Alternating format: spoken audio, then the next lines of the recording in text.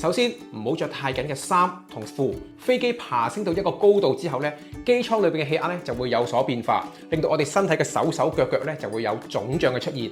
坐飛機件衫有3個注意嘅地方：一個領口位唔好咁低；第二個就係腋下呢個位唔好咁緊，唔好束住嘅；第三個就係唔好着收腰剪裁嘅衫。如果唔係咧，變咗就箍住個肚嘅上飛機嘅時間。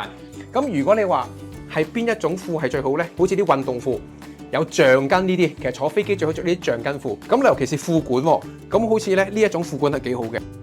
咁喺鞋方面咧，其實我建議大家就着啲低筒鞋嘅。咁我之前講過唔好着呢個帆船襪啊，錯誤嘅，因為凍啊。咁另外啦，唔好着咩咧？呢一類高筒鞋都唔好，呢一類都係唔好嘅，因為咧到時咧腫脹嘅隻腳，箍得好辛苦嘅。